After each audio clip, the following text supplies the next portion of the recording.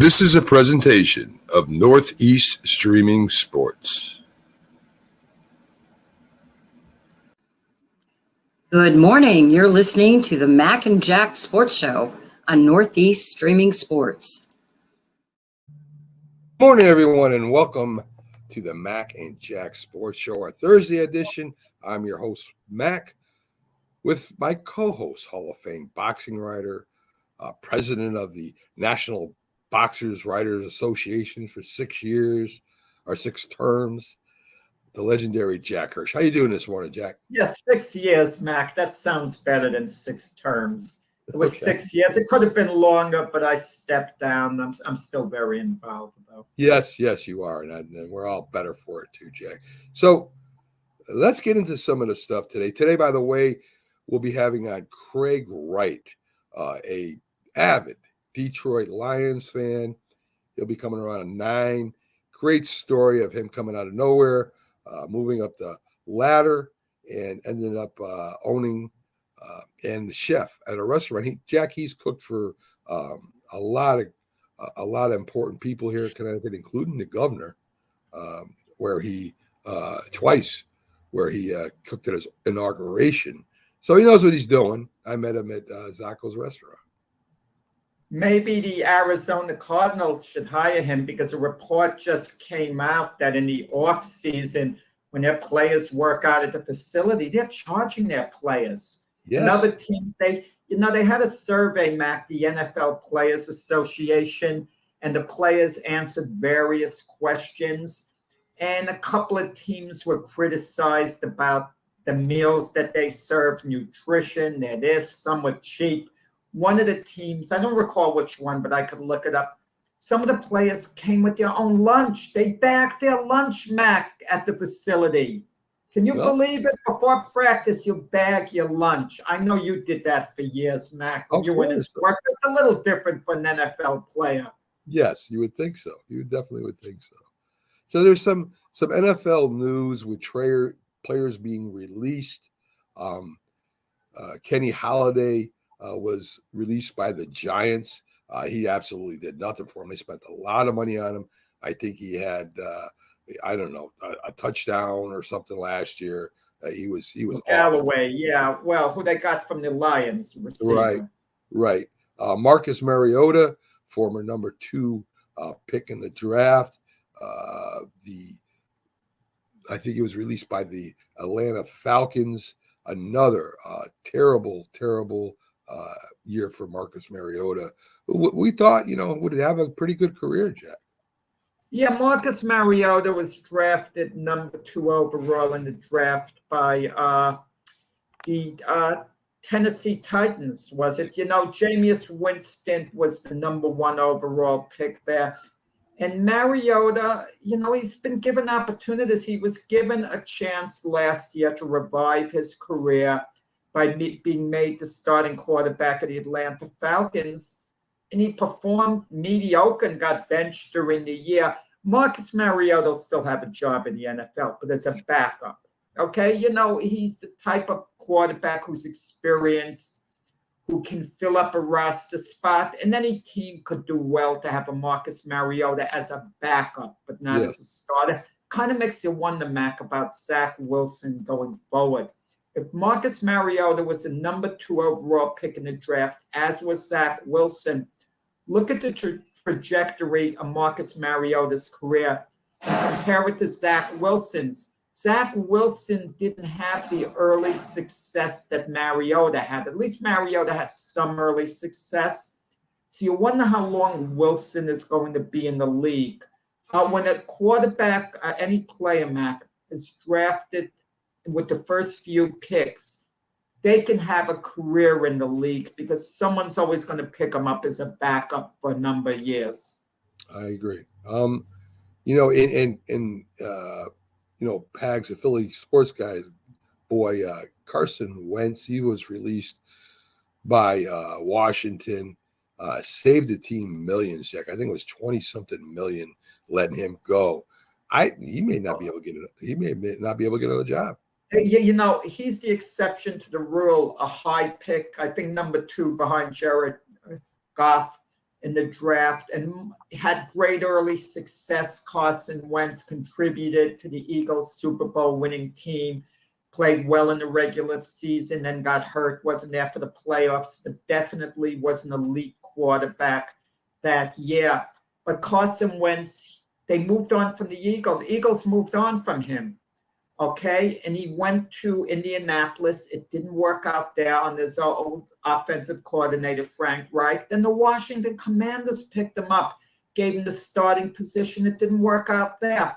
Now, you would think Carson Wentz would get a job somewhere as a backup at this point, as a backup, be able to stay in the league.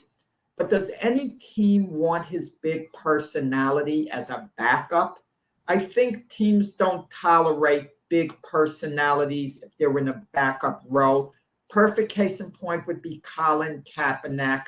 If he was going to stay in the league, it was probably going to be as a backup, and teams didn't want the controversy around him. They didn't want that type of big personality. Right. We talked before, me, you, and Jim especially, about Eric Bieniemy, who went to Colorado State as a player and coached there.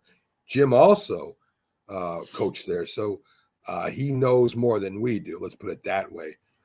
He got in a lot of trouble as a kid, which kids do, as a player. Some infractions with alcohol use, and became coach. And from what I understood, it was some kind of bad stuff with kids, players. Well, you may be saying more than you should, Mac. I agree. So, anyway, he really hasn't done nothing, Jack. I mean, personally, he hasn't done anything. And I agree with you now. I think that he should be, if he does well at Washington, should get a head coaching job.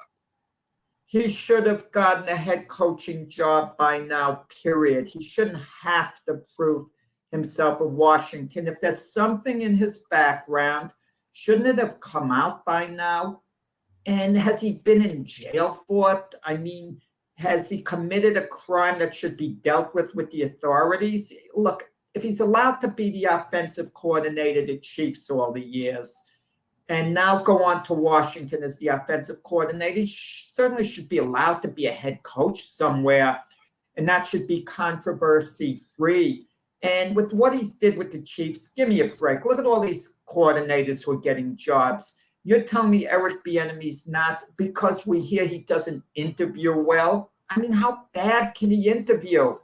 You want someone who's going to dazzle you during the interview, talk so sweet. You want one of these salesmen who's going to sell themselves to you. Or do you want someone who's not going to interview as well, who has a resume? He has a resume, Eric Bieniemy. I mean, I don't understand this at all. It doesn't make any sense to me. He shouldn't have to go to Washington to prove himself. He has proven himself. The man's went to 3 Super Bowls in the last 5 years. They've won 2. He's been Patrick Mahomes' offensive coordinator. Patrick Mahomes gushes about him. If Patrick Mahomes is giving Eric Bieniemy the highest possible recommendation, that should be good enough. Okay, other players are giving Eric Bieniemy a great recommendation. Andy Reid said twice after the last Super Bowl game, he threw props Eric Bieniemy's way, saying the great game plan he drew up, so on. And they're saying, well, he doesn't call the plays. I mean, come on. Doesn't call the plays. You have Andy Reid and Patrick Mahomes. Eric Bieniemy could easily call the plays.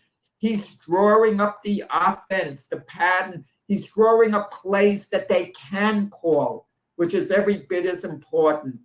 It makes no sense to me at all why he hasn't had a head coaching position.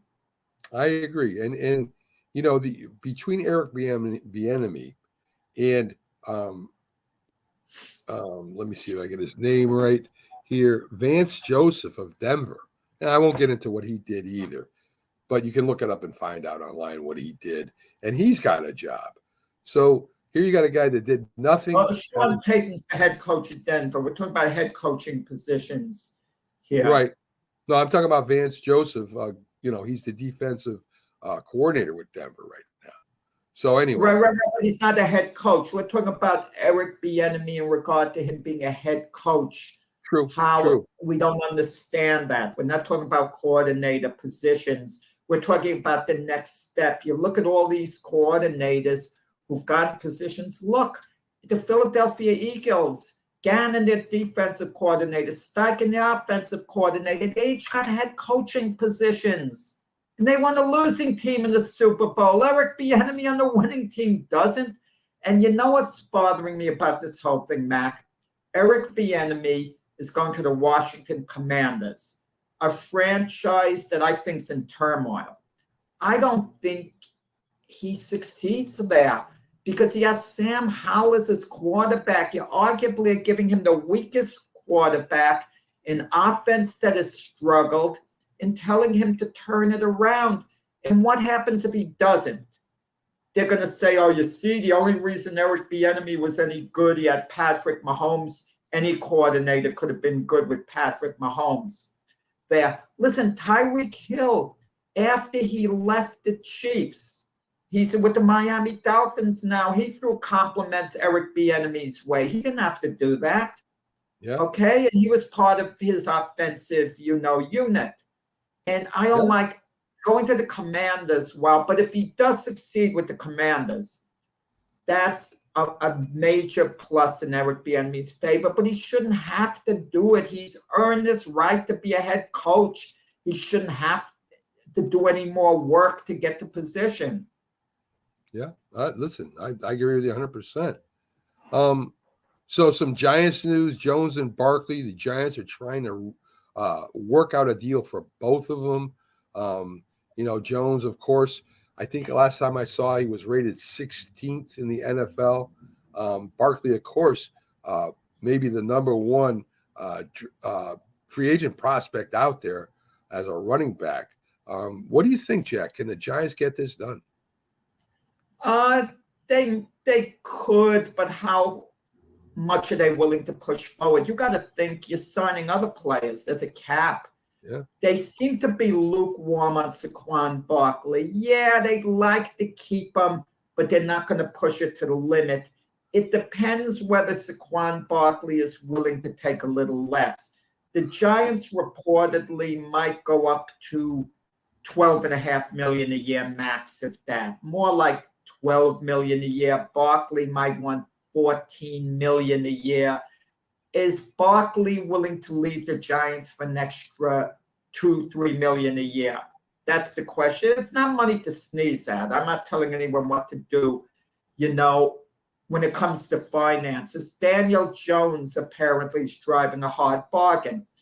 Giants, last I heard, are willing to go up to like $35 million a year. I think they'll push that a little higher, 37, 38, maybe a 2-year deal. They'd rather not franchise Daniel Jones, but they might do it and then try to negotiate after franchising him. But once you franchise him, you can't franchise Saquon Barkley. If they could sign Daniel Jones, they could franchise tag Saquon Barkley, keep them both. Daniel Jones wants to get paid like one of the top quarterbacks in the league. And the Giants shouldn't do it for the simple reason Daniel Jones is not one of the top quarterbacks in the league. Let's just go back 1 year, Mac, please. 4 years Daniel Jones has been in the league. After being in the league for 3 years, the Giants were not willing to even pick up his 5th-year option. Right. So that tells you Daniel Jones's body of work over 3 years. He was just another guy. Had an excellent year last year, excellent. And he showed the potential to be their franchise quarterback going forward. But he still didn't have a Jalen Hurts type year. He had an excellent year, Daniel Jones. I want to sign him. I'm willing to pay him really good money the next couple of years, maybe 2, maybe 3 years, but not like one of the top 5 quarterbacks in the league. He's just not, Mahomes, he's not Allen. He's just not one of those guys. But I will say this, Mac. If they franchise him this year and he has a great year, 2 years in a row, then I reassess what I'll pay him long term. Now I'll tell myself, wow, he's done it 2 years in a row and he's even better this year than last year. and he's an all-pro quarterback, then I'm willing to pay him the big money. Then he's made a believer out of me. But I'm sorry, Mac, he hasn't made a complete believer out of me based on one excellent season out of 4. Has he made a complete believer out of you? No, he hasn't. I mean, I got to see some more. I got to see some more work by him, as you said, maybe a couple of years to see if he's truly going to be that franchise quarterback. I would sign him now. I don't think there's a question. He's a leader. He's tough. The players love playing with him. So I would definitely sign him for a couple of years, but I'm not convinced yet, Jack. So there you go. Lamar Jackson, your boy Aaron Rodgers back in the news again. Lamar will not play under a franchise tag. He didn't last year, so I know he's not going to this year. Even though he helped bring in the offensive coordinator, which I thought would mean that he would stay with Baltimore. It doesn't look that way now. So the team wants him to stay. You know, the GM, the coach, they all want him to stay. The players want him to stay. But I think Lamar Jackson goes somewhere else, Jack. And where do you think Lamar Jackson would fit? If I'm the Colts, I mean, it's a very easy decision. Either you pay him basically what he wants, or you move on from him. You can't franchise Lamar Jackson for 1 year and keep him on the exclusive franchise tag in the sense that you have him that 1 year no matter what. Because you want to know something? I think Lamar Jackson might very well dog it that 1 year. He'll play, he'll not play, he won't risk, he won't lay it all on the line like he would if he had a long-term deal. That's the feeling I get. I get a feeling you'll have a very unhappy situation there. And if they give him one of those non-exclusive tags or whatever you want to call it, they're entitled to 2 number 1 draft choices. Is that worth it for the Colts? Let's say the Jets sign Lamar Jackson and give him the money he wants. And I would do that if I'm the Jet GM, Joe Douglas. Now the Colts have the Jets 2 number 1 draft picks this year and I guess next year. If I'm the Jets, fine. This year's the number 13 draft pick. Good. You're getting a good player, but you're not picking in the top 3. And if the Jets are going to be good with Lamar Jackson, that next number 1 draft pick isn't going to be that high. It's going to be in the 20s. It's right. Worth it for someone like Lamar Jackson, 2 number 1s.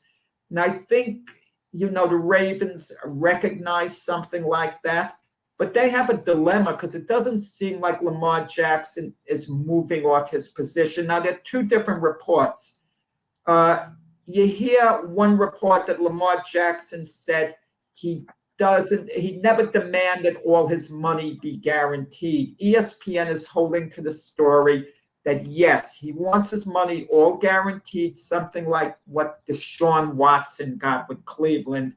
Because, Mac, the NFL's a league of precedents. Once one player gets something, every other player thinks that's the benchmark. That's what they think they should get. So the next guy demands that, and if he gets it, that's what it is going forward. Yeah. So you're the other big quarterback that's out there. I would imagine you would say, first would be Aaron Rodgers and Lamar Jackson. Is Aaron Rodgers, MVP, Super Bowl winner, just came out of his hut there and wherever he was, and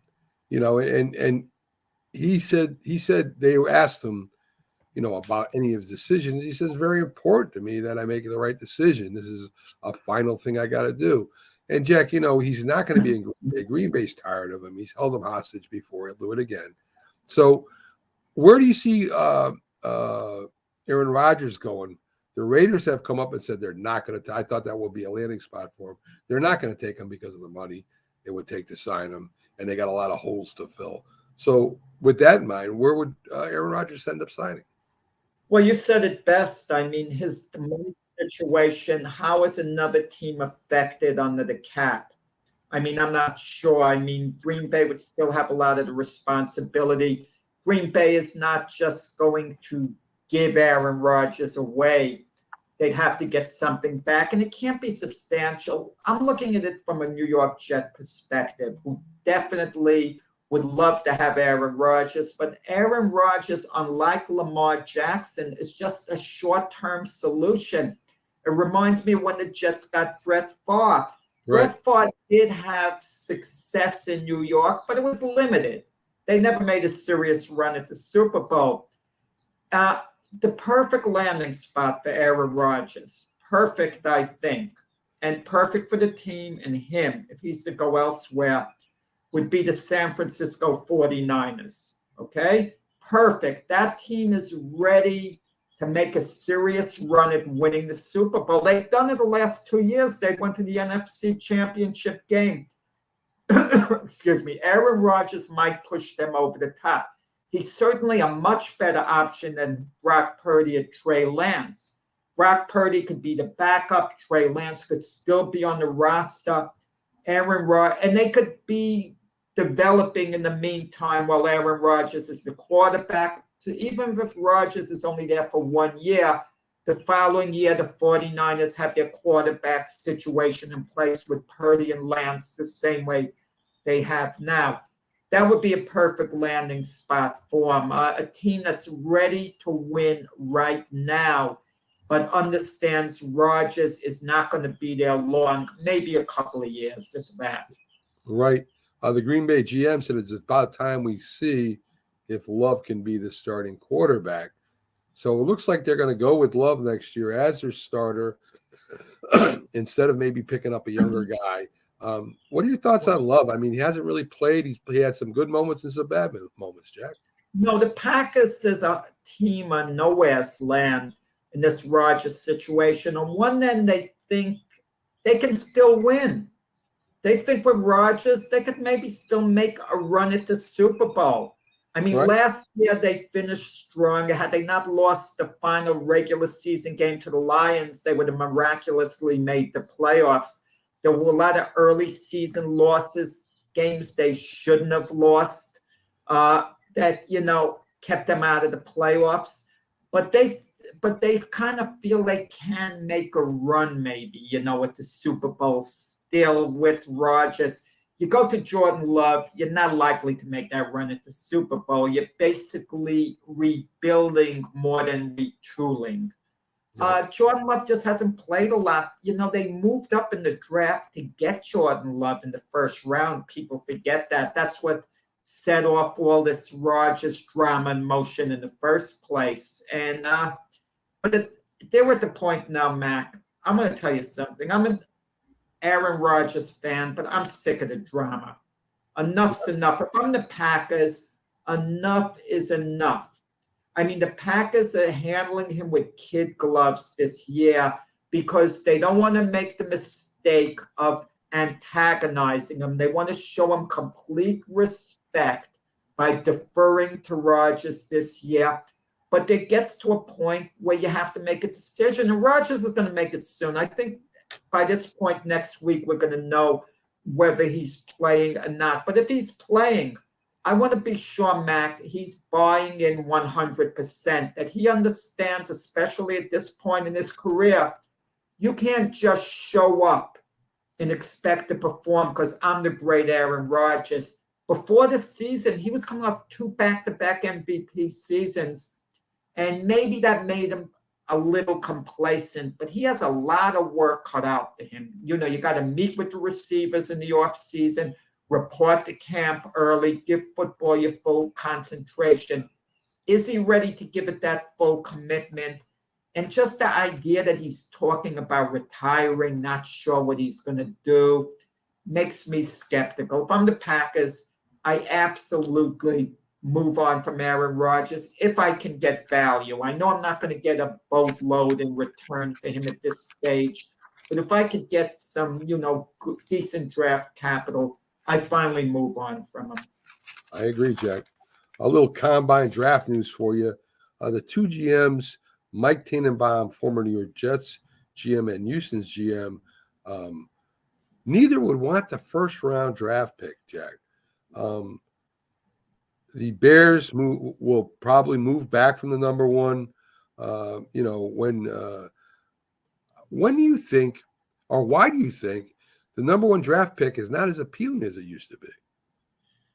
Well, no, it's still valuable for a team that needs a young quarterback.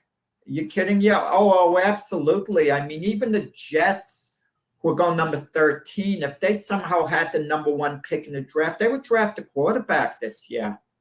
They would move on from Zach Wilson definitely and admit there was a mistake or whatever. Right. It depends. The Bears have Justin Fields. So with the number one pick, they could straight out take a player. And, some people projected the Georgia defensive tackle Jalen Carter going to him. But Jalen Carter, it came out yesterday, is having some trouble with the law. With the accident he got into, a couple of charges against him, even though it doesn't look like it would carry jail time. It's like reckless driving or something. I don't know, misdemeanor, I think, under the law or something. It's a very serious charge that, happened, drag racing, as a result of an accident that took a couple of lives took place. Very, very serious thing. And I don't know how that's going to affect his career, going forward in the NFL. But they got Justin Fields, so the Bears don't need a quarterback. The teams that badly need a quarterback are going to want to move up. Right. I mean, if they like any of the college quarterbacks, that's the key, Matt. If you think Bryce Young is a franchise quarterback, Stroud, the kid from Kentucky, if you think, Anthony Richardson, if you think those guys are truly franchise quarterbacks and you're willing to move forward with them as such, you move up.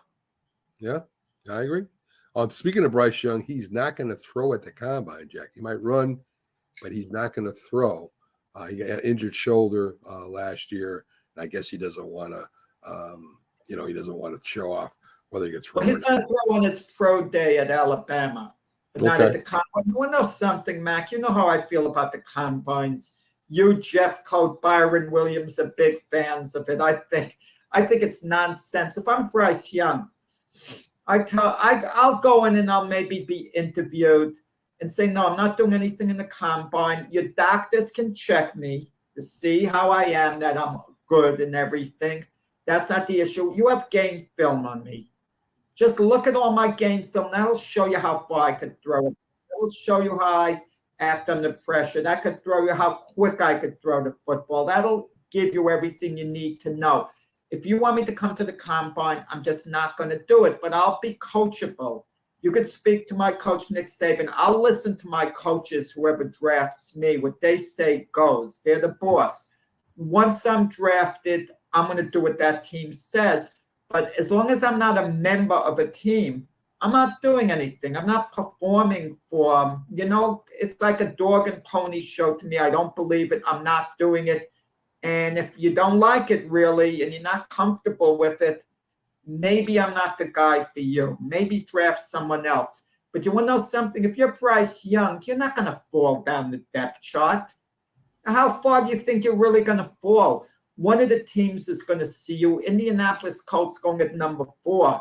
They'll say, okay, we'll take them anyway, because if we don't, what a mistake that could be. I think that might set a precedent with future guys coming out of college saying, no, I'm not going to the combine. It's not for me. I'm just going to do the verbal interview and that's it. Can you imagine that? Matt, right. Can you imagine someone going for a job interview? They're told, okay, before we hire you, you got to spend a day working on this job. You'll say, wait a second, I've worked for other companies. I've done this, I've done that. You could speak to the other employees. You see my work history. I'm not coming and working for you one day and then having you decide whether you're going to hire me. You only do that if you're desperate. If you're a lower round draft pick, yeah, you do that. You go to the combines because you have more at stake. Right. But if you're an elite college player, you don't need to do that. The heck with it. Well, I mean, you talked about like going to a restaurant, never working there, and then not wanting to go into work. I think you gotta. I mean, I think you got to show them. Just because you work somewhere else doesn't mean you'll work out there. They want to know what kind of person you are, how you get along with the staff, how what kind of employee you are. I think that's the same with the combine, Jack. I think, as you mentioned, low draft picks, people that aren't going there on a scholarship, stuff like that. They'll benefit from the combine, not the bigger players. So, oh no, the reason the Jets drafted Zach Wilson #2 overall was because of the combine. Oh, he has all this athleticism, this and that. Had there not been a combine, they wouldn't have drafted Zach Wilson. They would have been better off. Chances are they would have drafted Justin Fields ahead of him, perhaps. yeah. Okay, I'm just saying it's the combine, it shows athleticism. Aiden Hutchinson wasn't the first-round draft choice last year. He slipped to #2 to the Lions, who we'll talk with our guest about, because at the combine, there was one player, Trevon Walker, who showed more athleticism. He showed athleticism that was off the charts, that was incredible. So he snuck up ahead of Aiden Hutchinson as the #1 overall pick, and Hutchinson went #2. If you just looked at game film, Hutchinson would have been #1, where he belonged and where he performed last year, like he was #1. Yeah. I mean, #1, #2. I mean, that's pretty close. Let's talk a little bit about Daniel Snyder. He's been, in the news for the last couple of years, the owner of the Washington Commanders. At first, he wasn't going to change the name. I mean, this goes back, Jack. He wasn't going to change it from the Redskins to the Commanders. He's, the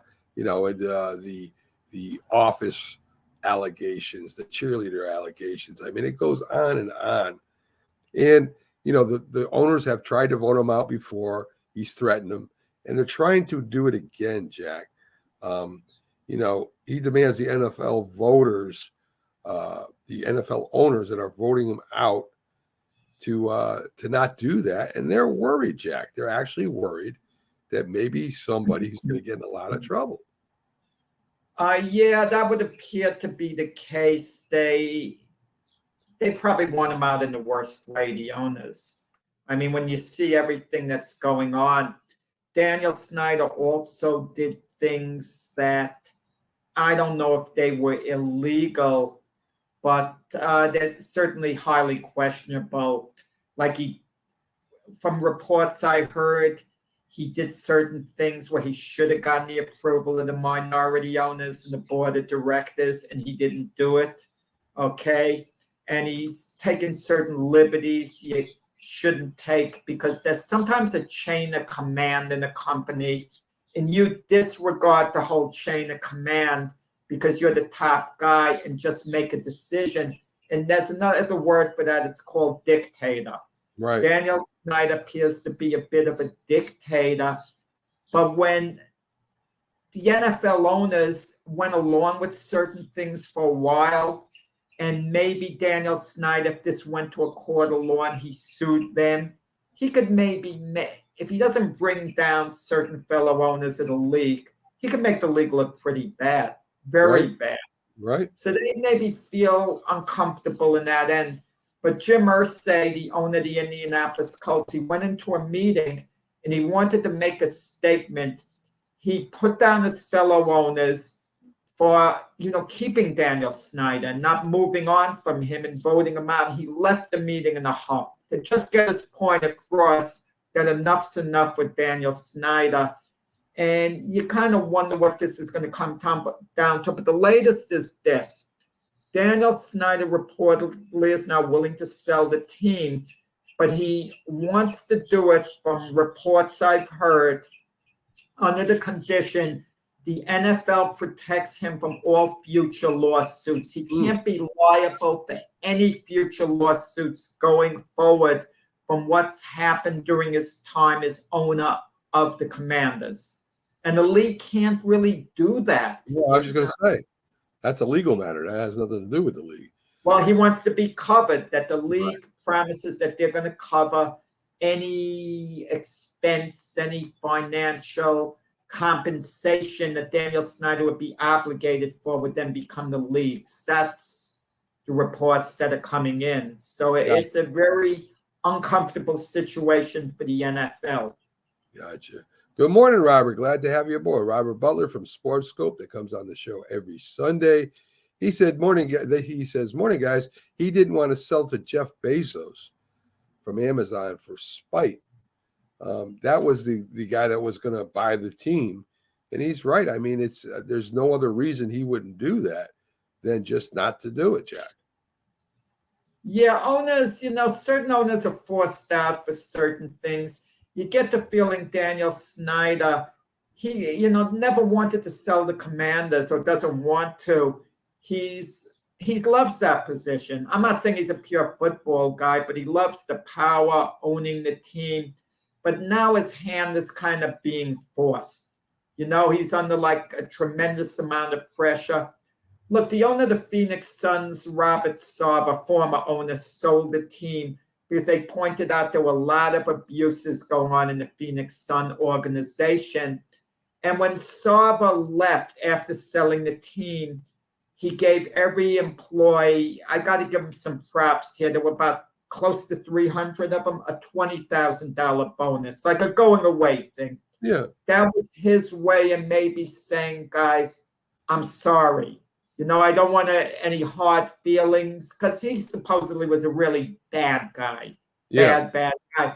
And giving everyone $20,000 doesn't make it right.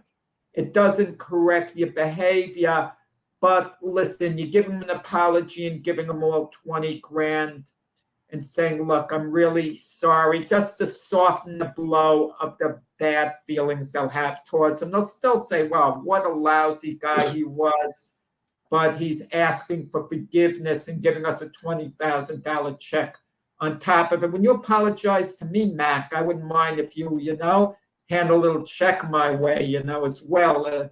Your apology will be accepted a lot warmer than I normally would. I don't remember ever apologizing to you, Jack, and I don't think I ever will. I mean, I don't think Sarver did either, but but he was forced out, and it was a classy gesture. Yes. It doesn't make up for how he was forced out. But from what was reported, the Suns employees, thought it was a nice thing, to get a bonus of 20,000. Yeah. That he didn't have to give. It was a complete surprise. There you go. So that was kind of nice.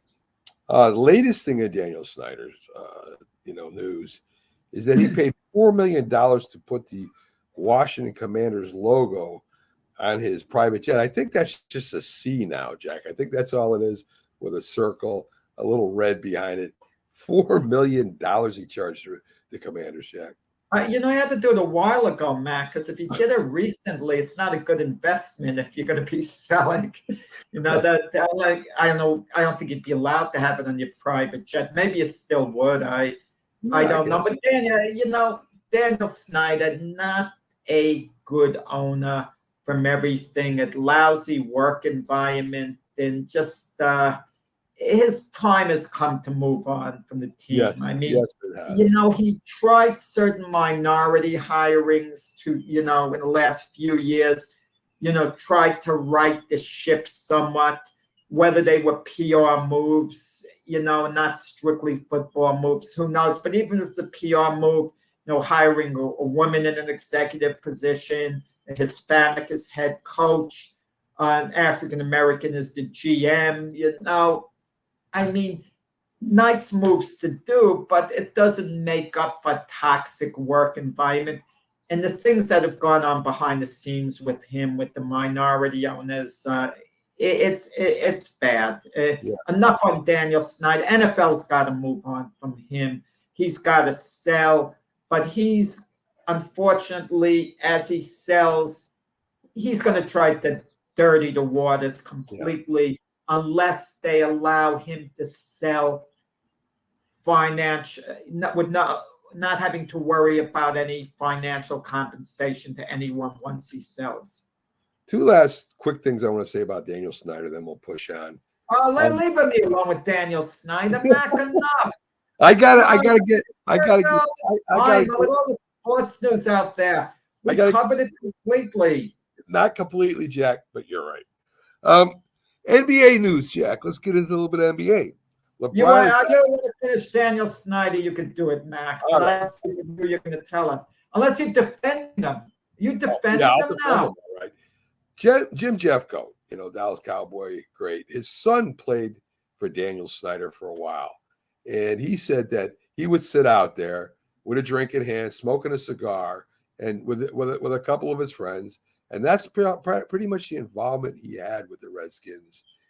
And last but not least, I know you remember, I do too, when he called down to the football field, not letting the coach know that he wanted his quarterback that he drafted to be in the game. And the coach heard about it from the players. So those are the two last things I wanted to say. Yeah, I'm not doubting that story, Mac. I never heard of it before outside of you saying it. So you probably heard it somewhere. I question that, but I'm not saying it didn't happen. It sounds like something Daniel Snyder would do. But sometimes these stories kind of get lost in legend. Like someone says something to someone else and they say it to another person, and before you know it, it takes on a life of its own. And a guy like Daniel Snyder, in all fairness, he's an easy mark, a very easy mark. If someone said, like one of the great owners in history, Wellington Mara, did that during a game, you wouldn't believe it. But if it's a Daniel Snyder, you'll believe it. Listen, if they said that about Jerry Jones, people would believe it. Jerry Jones would never call down during the game and say, put in another quarterback.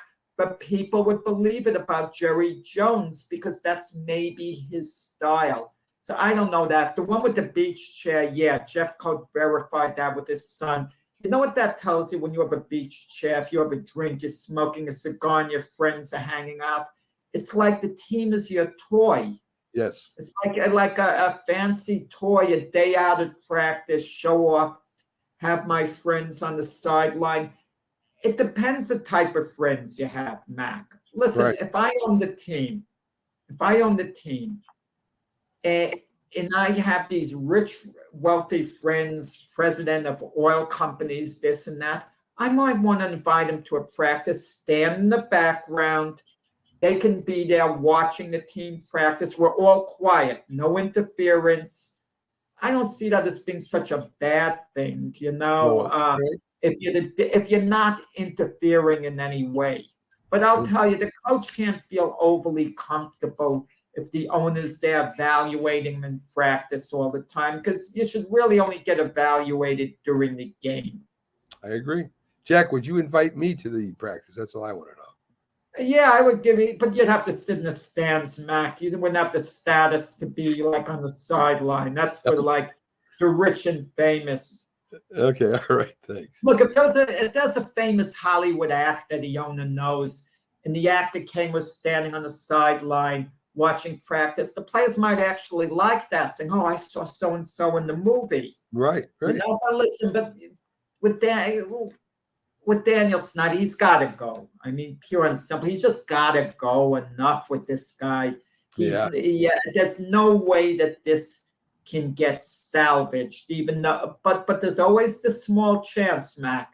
The NFL isn't going to go all the way pushing him out of fear, the repercussions. But there's always a chance Daniel Snyder might survive this. There's always a chance he might decide not to sell. They haven't voted him out yet where he has to sell. Right now, it's voluntary. Yeah, I agree, Jack. I mean, I would love to know what he's got on the NFL. I mean, Jerry Jones, what is it, Jerry? Some owners? Is it Roger Goodell? I mean, that's something I would love to know. Jerry Jones has been an ally of Daniel Snyder for years. For years, he's been an ally, and now even Jerry Jones is saying, I don't think I could save Daniel anymore. Daniel's kind of on his own. And Roger Goodell, makes certain decisions which are reflection. He may have known about certain things that Roger Goodell didn't follow up on the way he should have. So, but it's all speculative. All right, let's get a little NBA news, Jack. LeBron is out for at least 2 weeks where they're going to reevaluate his thing. What happens if they reevaluate it, Jack, and he's out longer, which could happen? I think if that happens, the Lakers are done, Jack. The Lakers are done without LeBron. I mean, that's not news, Mac. What are you giving us, a scoop? You think the Lakers are finished if they don't have LeBron? Obviously. The question is, are they finished with LeBron? That's the question. Lakers made some good moves at the trade deadline, excellent moves. They got Malik Beasley, D'Angelo Russell, and Anthony Davis coming back healthy, one of the best players in the NBA.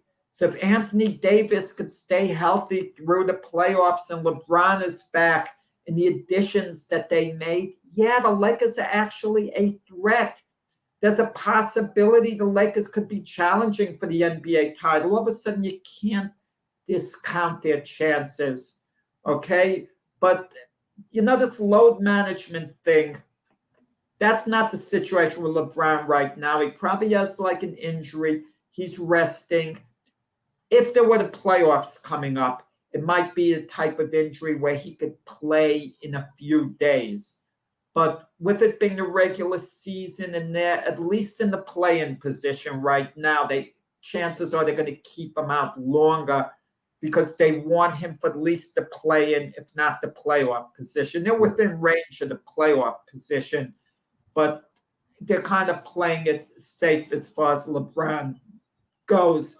Mac, certain of these or trade deadline acquisitions, some are going to work out for teams, some aren't. There were so many big names that changed teams, in the before the deadline. Obviously, with Kevin Durant to the Suns, I'm sure you're going to get to that. Yep. That's going to be big for the Suns. That's going to work out for the Suns. Oh, definitely. I don't know where the Suns are going to eventually wind up, whether they're going to win the NBA title, go to the finals or whatever.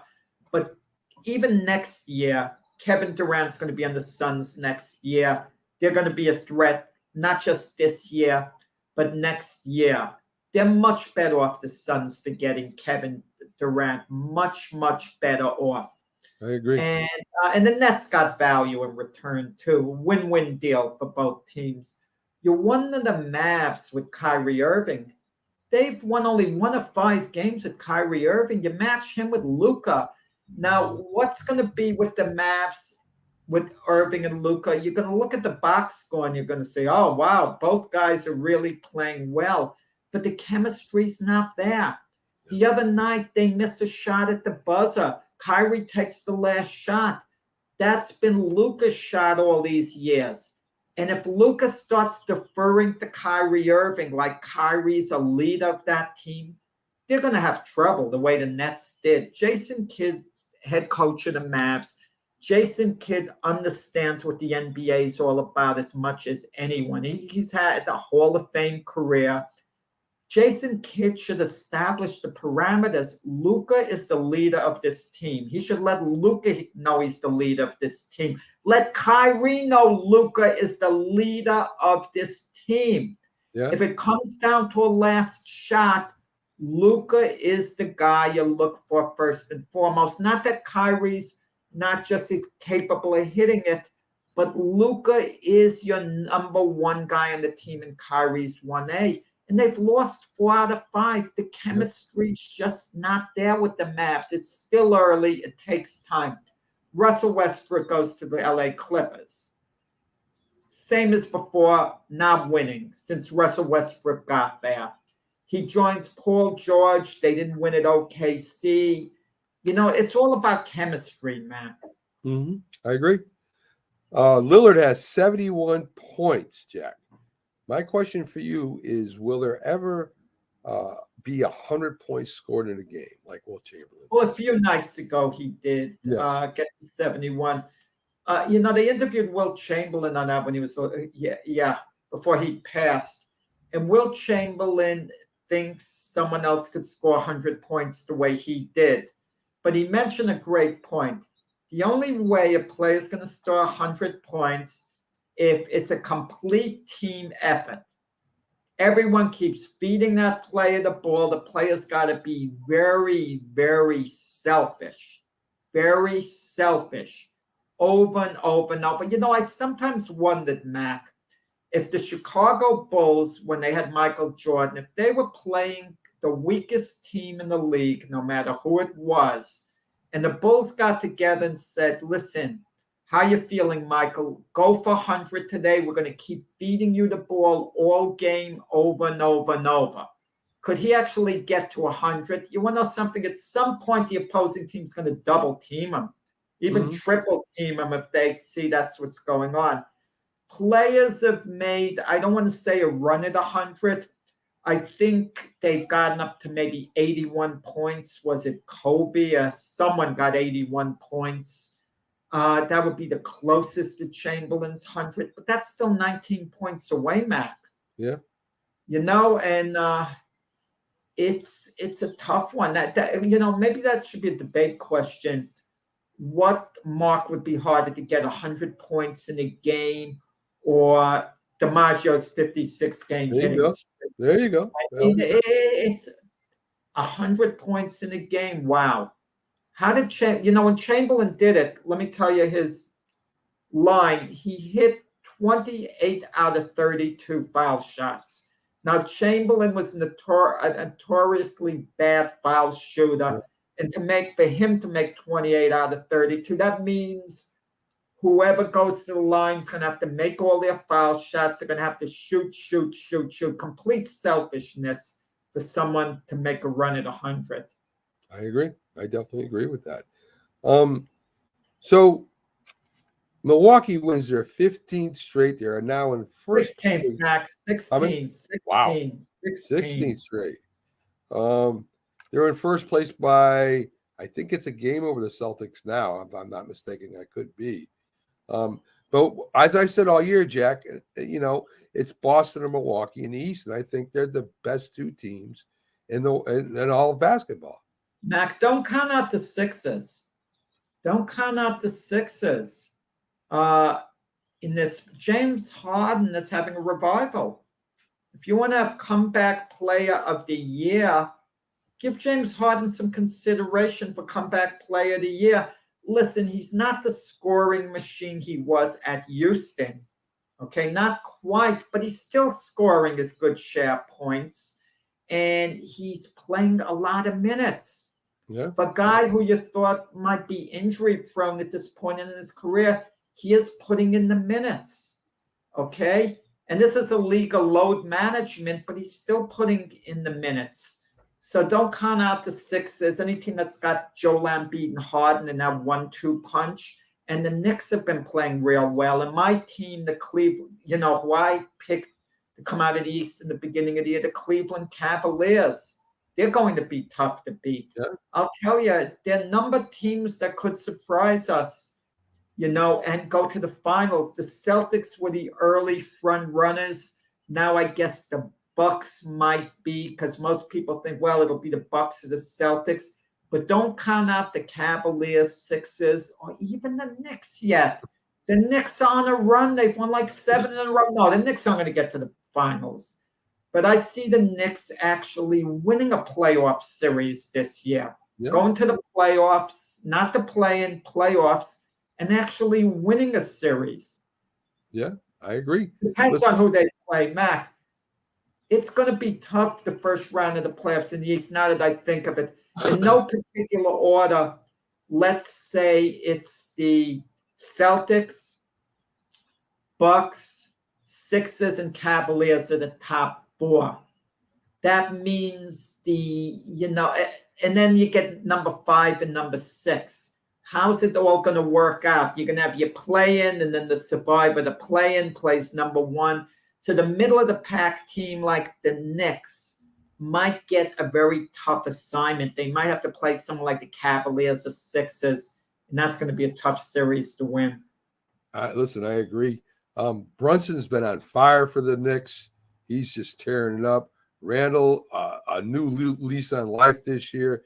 And I think it's Josh Hart showed up yesterday. He's made, great trade for the Knicks. Great pickup.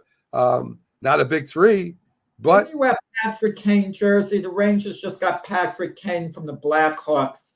We don't talk hockey much. And now the Rangers are supposed to be Stanley Cup contenders. So one of the players with the Knicks, he showed up. I think it was hot that he had the Patrick Kane jersey on, showing up at the garden over there. But yeah, and go ahead, Jack. And Tom Thibodeau, early in the year, they're talking, is Thibodeau on the hot seat? Come on. Is Thibodeau in the hot seat now? He might be a candidate for Coach of the Year. I don't want to hear. The media puts guys on the hot seat, Mac, and sometimes ownership responds because they don't like the fatigue. They don't like answering questions. They don't like hearing it about it each day. So they put a stop to it, Mac, by just moving on. Yes. And speaking of Thibodeau, I saw Brunson trying to give him a dap yesterday during the game, and Thibodeau didn't know what the heck he was doing. So Thibodeau not the most. He tried to give him the dap, the old dap, and Thibodeau kind of he tried to give Thibodeau a fist bump, and Thibodeau was like he was shocked and didn't know what to do. So Brunson walked away from him, shaking his head. So I guess Thibodeau is not down. Well, keep something in mind. Thibodeau's relationship with Brunson, in part, going forward now and going forward, might be Thibodeau's relationship with Brunson's dad, who's on the staff. Right. So, if they get together, father and son, and if his dad is saying, no, Tibbs is a great guy, blah, blah, blah. Even if Brunson is annoyed with Tibbs, that's going to keep him in line. Look, my dad likes him a lot. He's a good guy. I'm going to, But if his dad is venting that Tibbs is a blankety blank, it'll be hard for Brunson to have the warmest feeling. He'll say, oh, look, I don't want to get involved with it. But, yeah, I agree. Folks, we're going to take a quick promotional break right now.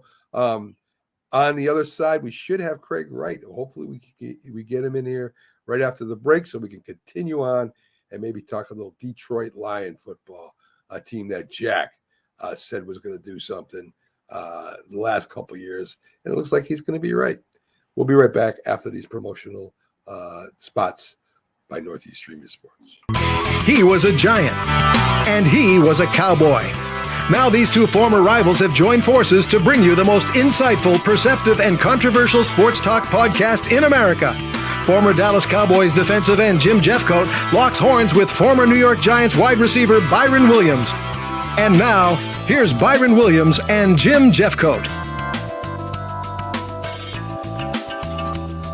If you like the sweet science, get ready to talk boxing on the Gloved Fist podcast with top boxing writers Frank Latirzo and Jack Hirsch. Frank, a former amateur boxer out of Philadelphia, writes for NY Fights and can be seen on the Boxing Channel. Jack, an amateur boxer who competed in the New York Golden Gloves, was a 6-term president of the Boxing Writers Association. And now, here's Frank Latirzo and Jack Hirsch. It just might be the greatest sports franchise in the history of sports. A place where legends are made, and there's always something to talk about. Get ready to immerse yourself in pinstripes. Start spreading the news, hosted by Paul Semendinger and E.J. Fagan, a couple of doctors with a prescription for Yankee fever.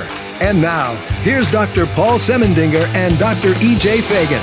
Get ready to start spreading the news.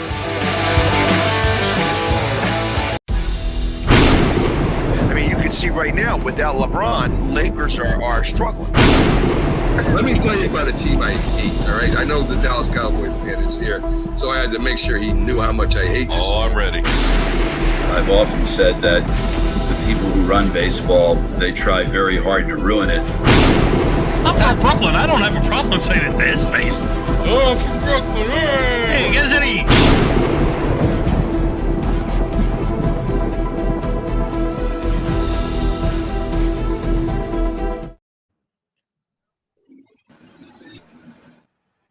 Hey, what's up? Are we live already? Oh, it's 9 o'clock on the dot. Yes, what's going on? Hey, give me one more. Hey, can you give me one more second? One more second. I'm sorry, man. Go ahead. I'm at work. What? Yeah, the young man didn't have to come on screen. He should have stayed in the back, waited for his intro. I'm gonna intro him as soon as he gets in. So, folks, we're gonna have Craig Wright up here in a minute. One of my best friends, Detroit Lion fan, head owner and chef at Craig's Kitchen. What's that picture in the back?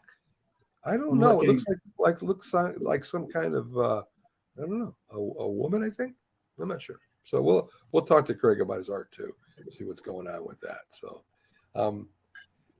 So, Jack, you finally get to meet Craig Wright. He's a loyal listener to. Hey, gentlemen, I'm about to. I got my other phone right here. I'm gonna share the stream. Y'all can hear me and everything, right? Oh yeah, you're looking good, Greg. Look at that hairstyle. Always Thank looking you. sharp. I'm looking all orange and bright. I'm sorry because, like I said, I'm in a restaurant and the walls right here are orange, so I'm looking like extra bright right now. There you go, my friend. Hey, Greg, before we get to your story and your restaurant, because I want to talk a little bit about your restaurant. You have a great story. We got to talk about the Detroit Lions, my friend. I mean, definitely. Last year, almost made the playoffs. You got a fiery coach there. You know, he's got the players playing really hard for him. You know, you got some. You might get Bobby Wagner to talking. He might come. So I mean, give me what you think about the Lions. You know, where they were when I knew you, and where they are now.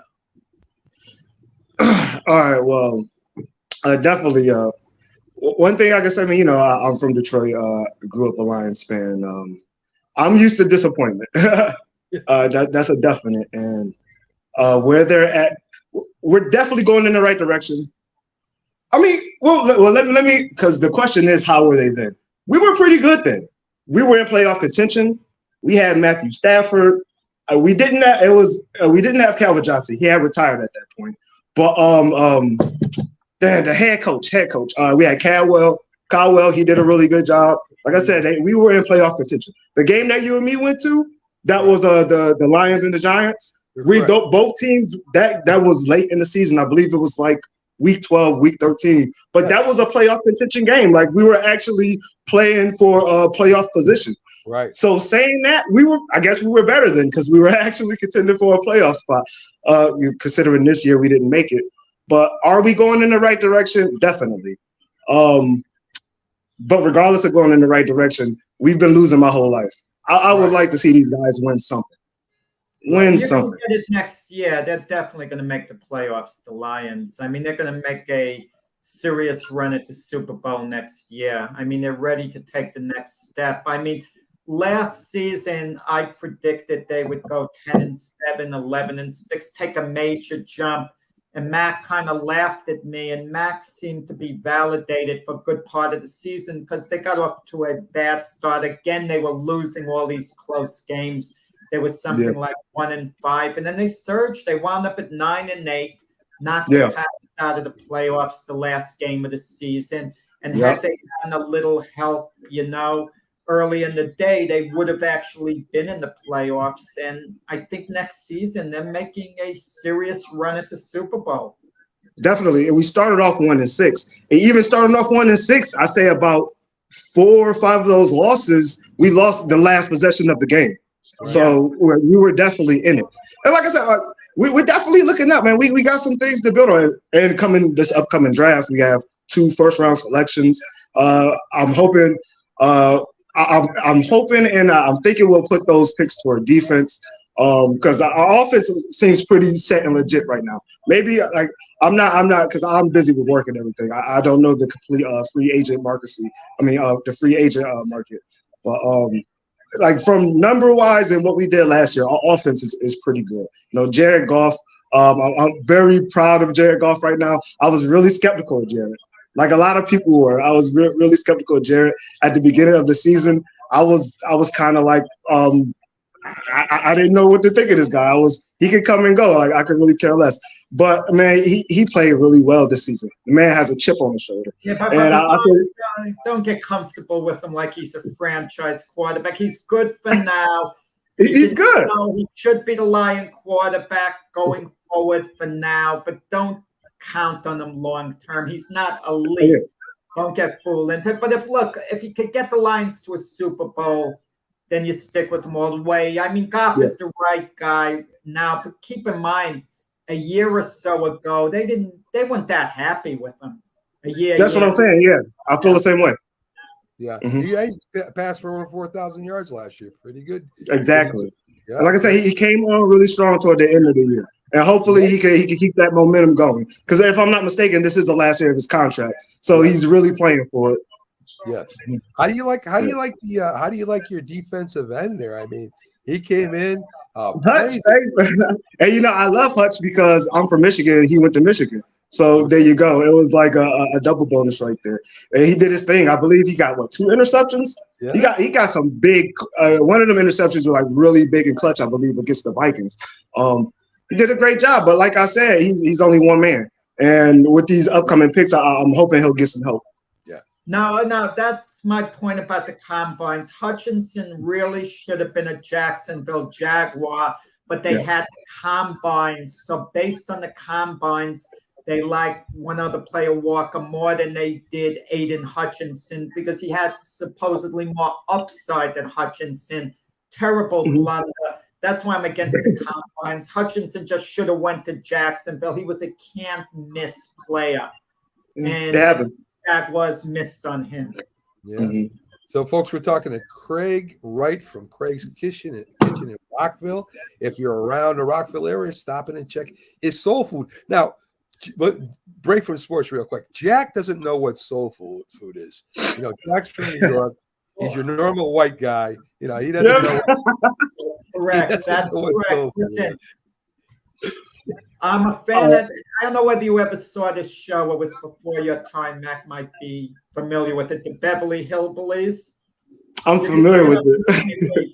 Yeah, that women grannies always having possum grits, hog jows. That's what people think, it's so, but it's unfortunate. It's a stereotype to think that. But the average, let's be honest, the average white person who's driving by and they're looking to go somewhere for dinner, they think, Italian food, Chinese food. They don't think soul food. Tell me what soul food is and why they should think of soul food and what type of restaurant serves soul food as a title. Does it say soul food is the title or what?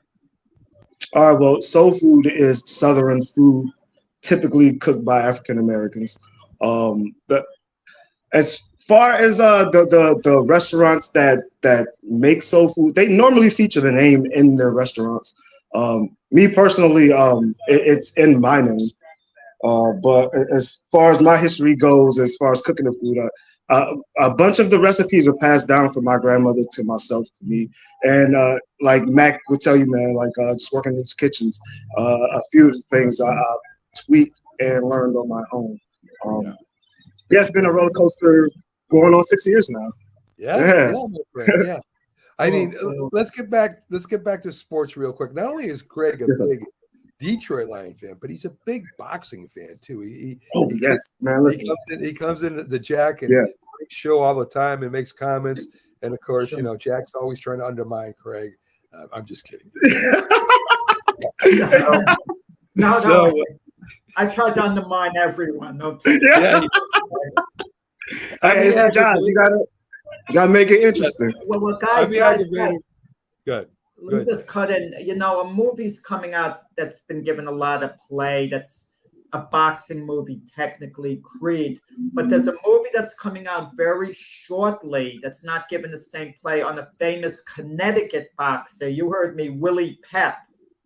So that movie's going to be coming out soon on Willie Pep from Connecticut. All right. So you got to check that out. So who's your favorite boxer, Craig? My favorite boxer right now, currently, today boxing, man, I got to go American first off. And then I love Deontay Wilder, even though, man, he got beat down by Fury. And to this day, I cannot watch those replays. But I love Deontay Wilder. I think he won the first fight, but it's debatable. But whatever. He lost the other two. Okay, whatever. He lost. Love Deontay Wilder. I definitely love Gervonta Davis. It's funny, I don't know. I like the PBC fighters. It's crazy how they have the different promotions like PBC, Top Rank, all of that. But I lean more toward the PBC fighters because I don't know. I feel they're better. Definitely an Errol Spence fan. Definitely. But those are the real commercial guys. There's a lot of guys that people don't really know about nowadays. Off the top of my head, who can I really think of? I can't really. Bottom line, I watch a lot of boxing, and there's a lot of guys I love. One fight I would definitely love to see Jack fight I would love to see is Charlo and Fondura. What do you think about that? Fondura's so tall, so he's charismatic. But I would think, Charlo would be a little too good for him, would be my thought.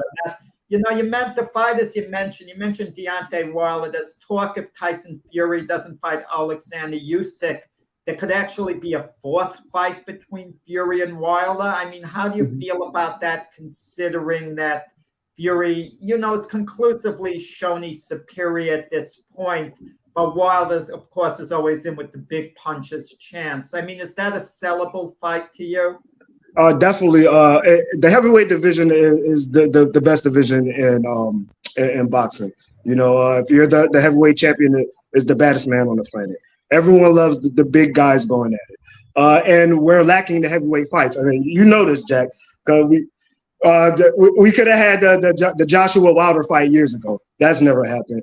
And it's a lot of fights that could be made and should be made that aren't being made. So if that fight can't be made, I'll pay for it. I'll watch it again, me personally.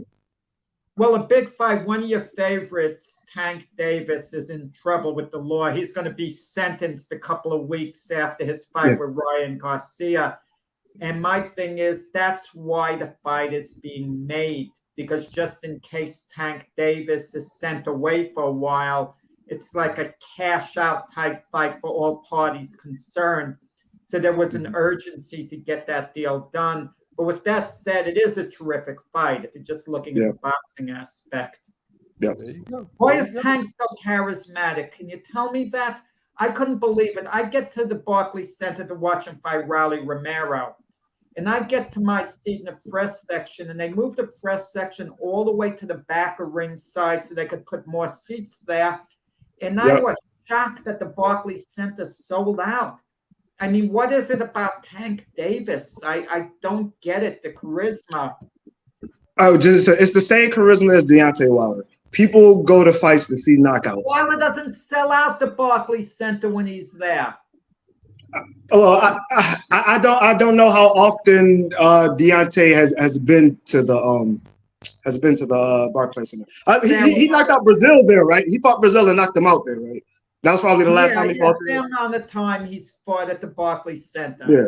Remains Luis Ortiz, etc., etc. But well, let me tell you this. As far as Gervonta Davis goes, you got to understand. You have to separate him and his popularity away from everyone else's, because he came off of Floyd Mayweather's coattail. No one else done it. So that's that right there. That's why he's able to hit the numbers he hits, and that's why he has the boost that he has. Because, like I said, Floyd, when he initially came on, all you saw was him and Floyd Mayweather. No one else had that promo. Nobody else. Yeah.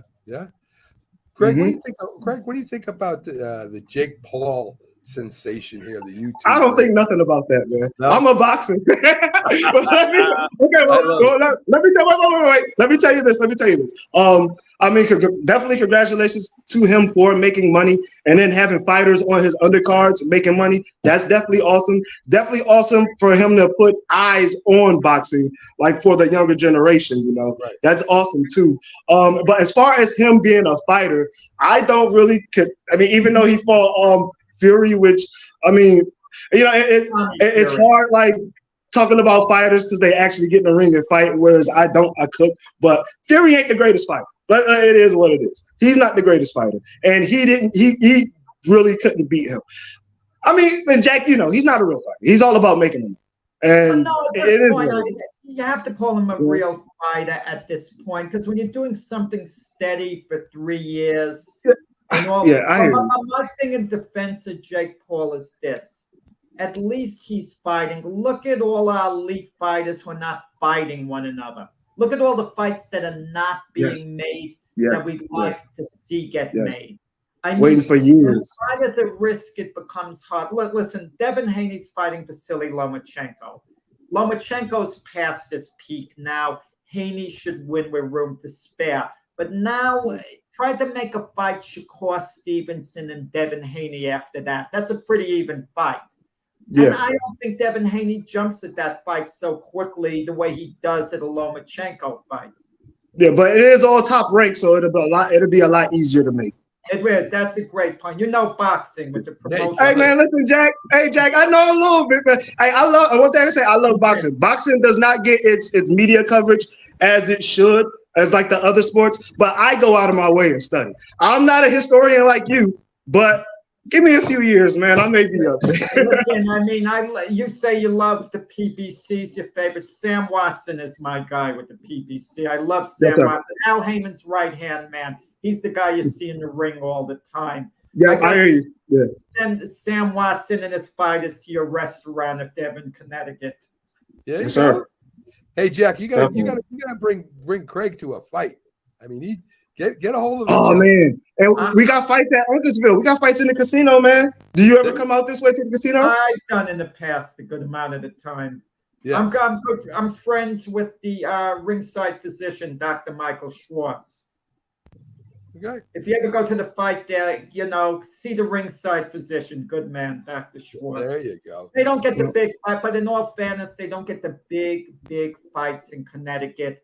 For example, I would see Sergio Martinez defend this title there. Other, good fights, but not the elite fights just haven't made their way to Connecticut.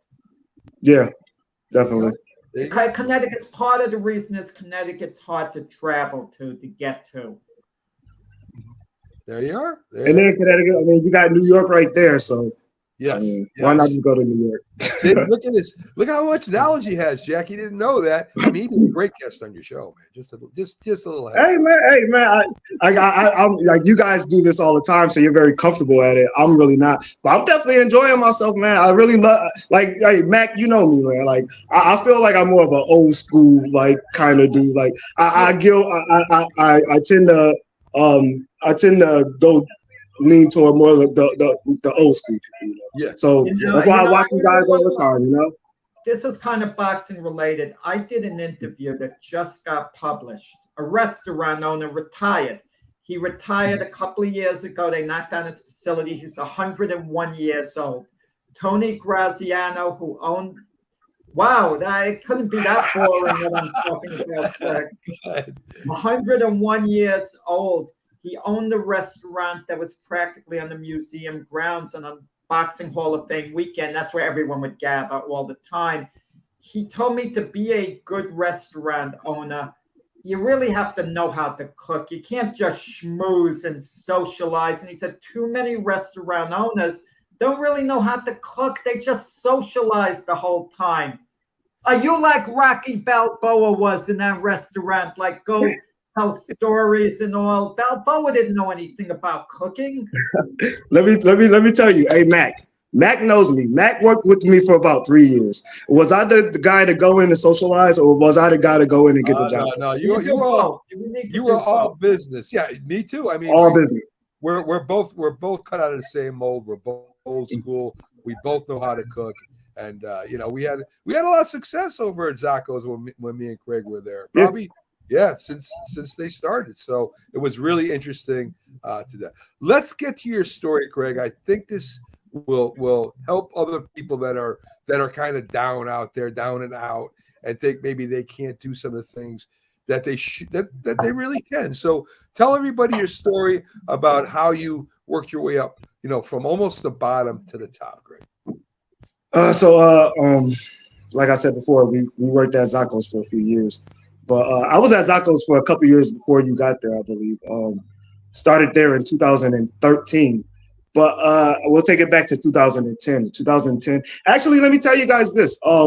Yesterday was the 10-year anniversary of me getting out of prison.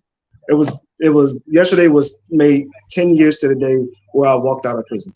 And it's been a roller coaster 10 years, definitely, looking back at it. So like I said, I got out of prison March 1st, 2013. I was in a halfway house down in Hartford, Connecticut. Just finishing off, I was sentenced to 3.5 years in prison, but I ended up doing 3 years, and the rest of the time I finished in the halfway house I was in. But when I was in a halfway house, I ended up getting a job at Zacco's.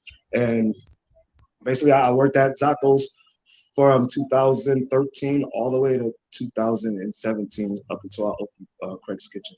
And, did going to prison help you turn your life around? As opposed definitely. 'Cause I'm thinking too, one of your favorite fighters, Tank Davis. There's Yes, a sir. good chance he's going to prison because the judge didn't accept the plea deal where he was just going to have a little house arrest. And if he does have to go, I mean, where's the fine line between not ruining someone's life where they could still get out young enough, but giving them a good kick in the behind where they understand the harsh reality if you do a certain amount of things? Because Tank Davis has had some issues now. So, I mean, what is going to be the short-term future for him as opposed to the long-term? Because he's going to be facing the justice system. All right, well, listen here. As far as Tank Davis goes and Tank Davis' situation, Tank Davis is a millionaire. His future is going to be bright. At the most, I mean, like I said, I'm not exactly sure of the case and if he's going to do jail time. If he does do jail time, it won't be the rest of his life. No. And he will get out and he will fight again. This is without a doubt. And like I said, the man has millions in the bank. He will be fine. The thing about it is, if he can learn from this, like I was thinking about it probably the day before or whatever, like from my perspective, from what I went through, like maybe he can go through this and then get out and really see and really have an appreciation of life and what it's really about, and see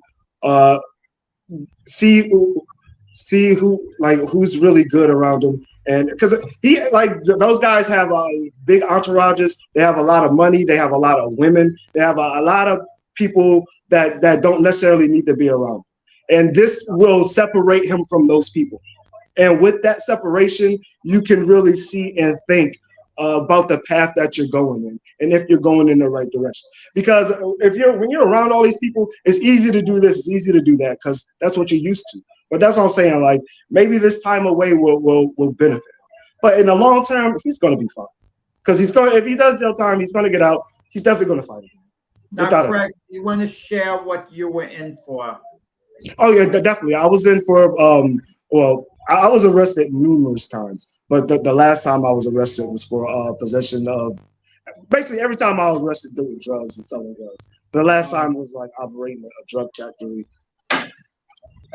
Operating a drug factory, and basically my house got raided, and yeah, pretty much that. How did you cope on the inside? How did I cope on the inside? Well, it's something you really get used to. Like the last time I got arrested, I had got sentenced to 3.5 years, but pretty much from the age of 18 to 25, I was in prison or on parole or on some type of probation or something. So when I had got that 3.5 years, I didn't already spent about 1.5 years of my life in prison, so I was accustomed to it at that point. But you just, I mean, it is what it is, man. You got to do what you got to do, because they're not going to let you out. Let me tell you, Craig, if anyone asked me to describe you based on just meeting you now, the words clean-cut kid come to mind. I'd say Craig is a clean-cut kid. Okay. And you are now. That's exactly what you are now. So I appreciate you, sir. Let's keep going. I mean, you've cooked for some important people. You give your time and your food to some great charities and great events. Could you tell us about that? Well, basically, as far as cooking for important people, we were invited to be a vendor for this past governor's inauguration for Governor Ned Lamont, and that was a very awesome experience. But it was cool because we were actually invited to his first inauguration as well. So we, like I said, life this past 10 years have been definitely a roller coaster. Because, like I said, yesterday, 10 years ago, I was stepping out of prison. But then last month or 2 months ago, I just finished doing my second governor's inauguration. And just even thinking about that, I'm very fortunate. But at the same time, opportunities present themselves, but you have to be in a position to take advantage of them. And I've worked as hard as I can. How did you get started in business? Did you have to start from scratch? How do you get the financial backing to just it's tough. I mean, I This really man, listen. This man's an excellent interviewer, man. He asking the great questions. A great question. That's an excellent question. And initially, when I opened the restaurant, I had no money.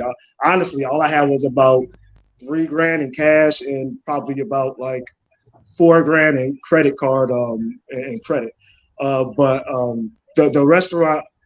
So it was previously owned by an elderly couple, and at the time, it's like I said, time is everything. Like you got to be in the right place at the right time. Like sometimes, man, at the bottom line, you know. But I was at that time, I was in the right place at the right time. So it was owned by an elderly couple, and at the time they were ready to get out, and they had told a friend of mine that they wanted to sell. So that friend of mine, he texted me that very night saying, "Hey, I know you cook, and I just want to let you know that these guys are selling this business." I went the very next day to the business, and I said, "Hey, my name is Craig. I heard you guys were selling the business, and I would love to buy the business off you." And I explained to them like my financial situation, that I didn't have everything they were asking for, but if they were willing to, like we could work something out, whereas I give them like a down payment and we pay the rest off. And I guess I put a good impression on the old man, because like we had a nice long conversation, and at the end he said, "All right, well, let me talk to my wife about it, and I'll get back to you within a day or so." And the next day he called me up, or actually she called me up, and she said, "Hey, we're going to work with you." And that was it from right there. And then we hit the ground running ever since. Wow. There you go. And, Craig, for this interview, I'm like the softball pitcher. So I throw you the ball and you just hit the hell out of it. Okay. So yes, sir. Tell us a little bit more about the charitable work you do. I know you work with kids and you have an event that you have people eat for free. All right. Well, as far as the charity go, well, I'll just tell you how it all initially started. Back in 2018, going on like after my first year in business, I had a burglary at the restaurant. Someone decided to kick my back door and come in and steal my cash register. And yeah, I put that information out on social media, and the community didn't really appreciate that. So some of the members of the community, they started like a Facebook event saying, "Come to Craig's Day." Basically, they wanted to get a whole lot of people to come down to Craig's Kitchen and support,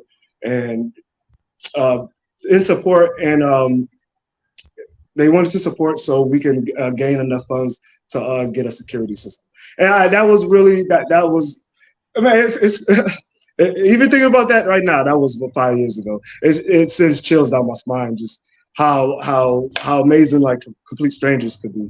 So the members of the community, they got this day together, and that was October of 2018, and I was very grateful. And I thought to myself, like, what can I really do to give back to the community for doing that for me? So that coming Thanksgiving, I decided to do a Thanksgiving dinner for the community. So if like what. Why not do what I do best for the community? Like I'm a cook, like that's what I do. So that upcoming Thanksgiving, we started the Thanksgiving dinner, and which is the Thanksgiving dinner is very beautiful because all I do is donate my time, and everything from the dinner, like food wise, is donated from the community. So everyone gets to have a part in it. Like I said, we've been doing that for 5 years now, and then. Every Easter, we do an Easter basket giveaway, which is basically the same thing. All I do is donate my time. The community gets to rally and participate by donating all the items. And it's a beautiful thing we got going on. We've been going on for 5 years for both events. Yes, very Hey, true. Craig, what about a promo? If the Lions win the Super Bowl for 1 year, they have to show ID. Anyone from Detroit eats for free for 1 year. Oh, man, listen here. When they have to show the ID, and they they gotta show the ID. Yeah. Hey man, win a playoff game. Forget the Super Bowl. Win a playoff game. Yes. Craig, like I said before, some of the charities and the kids programs you work with, can you let us know a little bit about that? I'm sorry. The kid programs that you sponsor or you help out. Let us know a little bit about that. Oh, well, the programs are basically Well, pretty much this Easter coming up, we have our Thanksgiving, not Thanksgiving. No, we have our Easter basket giveaway, where basically Easter Sunday, we're going to be giving out free Easter baskets to any child that needs it. You just got to come to the restaurant on Easter Sunday within the time that we're giving them away. What's Definitely. the busiest time for the restaurant? The busiest time for the restaurant, always Friday, Saturday night. And Sunday night, too. Friday, Saturday, Sunday night, all pretty equally busy. Is it a major sit-down place so people? No. We're since COVID started, we're majorly to go. Yeah. So there you go, Craig. Craig Wright from Craig's Kitchen in Rockville, Connecticut. Folks, if you're near, like I said, stop in, talk to Craig. Great story, moving story. That really it shows what kind of man Craig is. I'm glad that he's my friend, and I'm glad we could bring him on. And Jack finally got to meet him, and like I said, go down to his place. And Greg, you might want to think about doing a podcast once in a while for some kind of advertisement. I mean, you're a natural, man. You're a natural at this. Man, listen. I may be a natural, but I ain't got the time, man. I gotta focus on this stuff. As soon as I hang this up, I gotta go run around.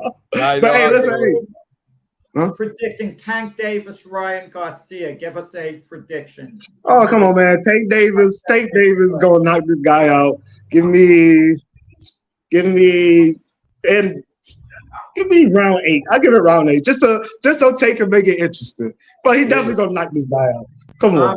I'm picking Ryan Garcia to shut him down and win on points. Tank. Oh man. Oh, Jack. You don't believe that, Jack. No, Jack, you don't believe that. You don't believe that, Jack. Hey, man, I'll let you get back to work doing what you do. Thanks for coming on, Craig. Great seeing you. I'll try and stop definitely, man. As soon as I can. Hey, Mac, I love you, man. Always. Don't be a stranger. And Jack, it was finally great to meet you, man. I love boxing. I love everything you do, sir. Definitely. He's one on again. Maybe if Frank Laterzo ever has to take a Monday night off a glove fist, maybe you fill in for him. Sir, I definitely will. Hey, but all you gotta do, it's 8 at 8. Yo, listen, just give me like a day notice. I would love to come in. Frank hasn't taken a day off yet Monday night, so he's had a great record. But if he does, that's the thing. You can always have me on as a guest anyway. Yeah. Well, we don't really have guests. Frank talks so much. Hey, well, I'll just be in the crowd. On this show, but not on Glove Fist. That's the one who talks the most right there. He drives me out of my mind, Greg.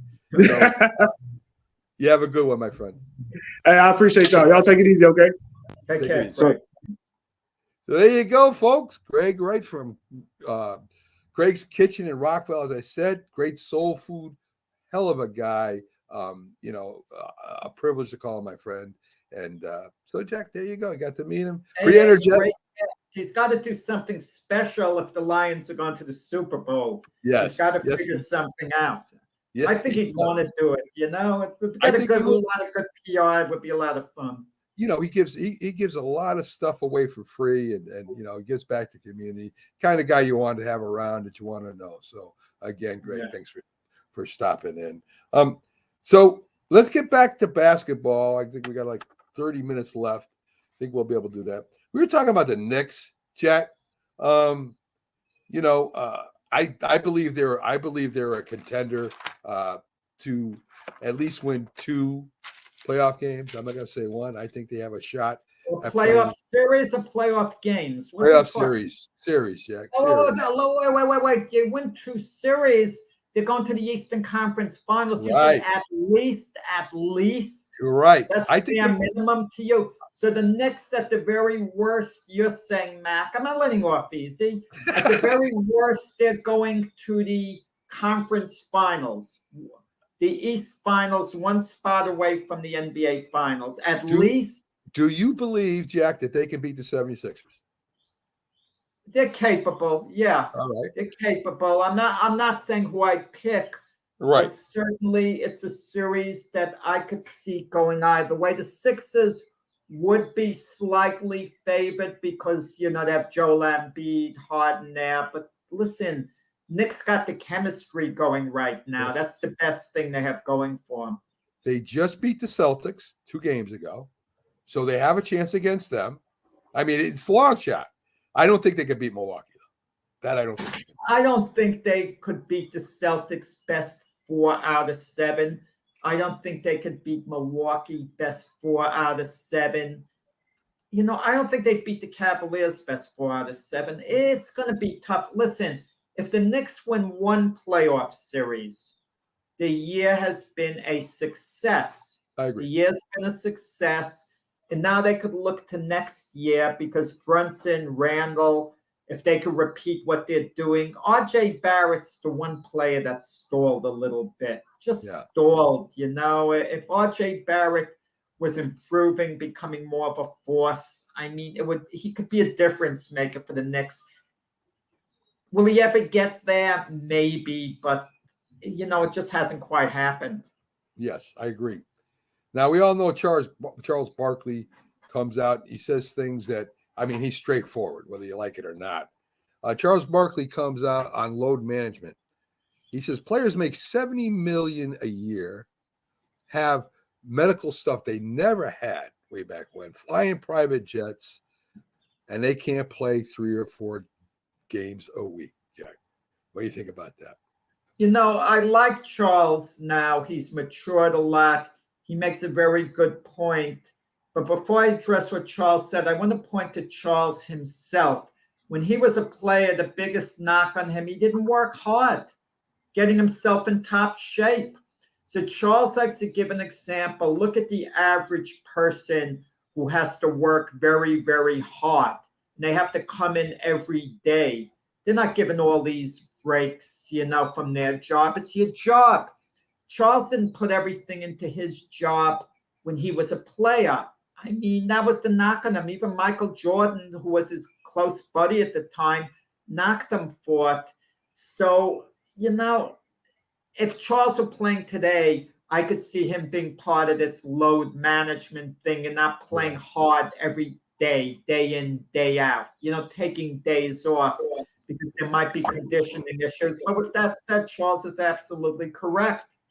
Think of all the people out there, Mac, in society who play ball for free. They're in the park day after day. They play in these low-level leagues that no one's even heard of in the park. They would give anything. What? I have 4 games a week. They'll jump on it. They'll play all 4 games. And even the old-timers, Mac.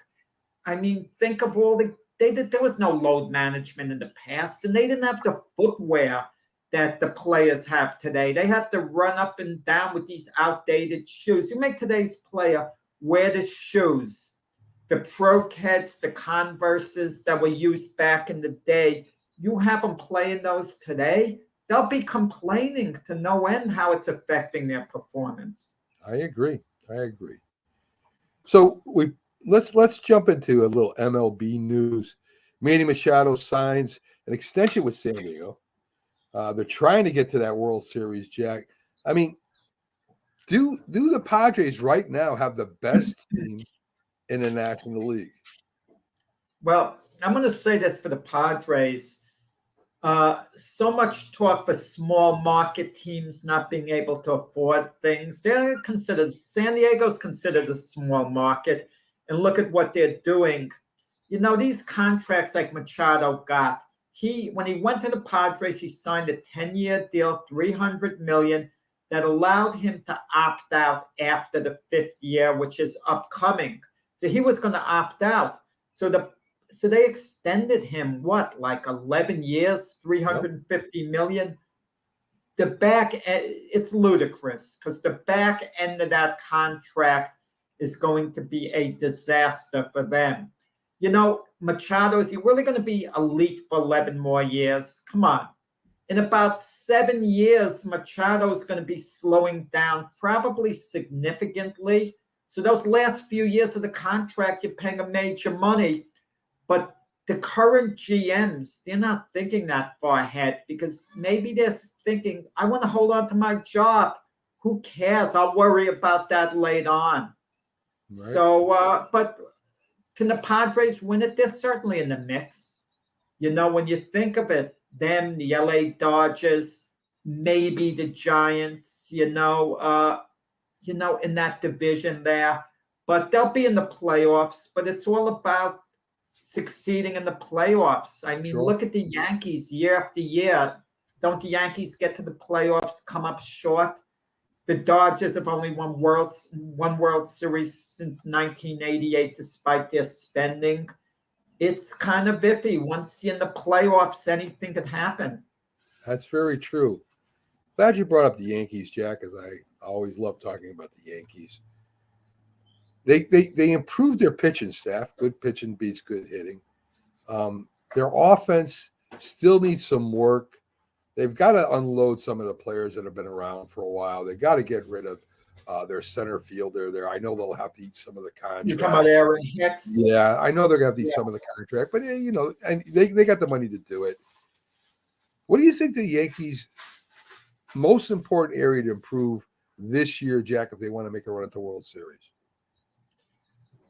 They could use another outfielder, really, who could be a major contributor, because if you look at the Yankees outfield the way it stands, Harrison Bader's their center fielder.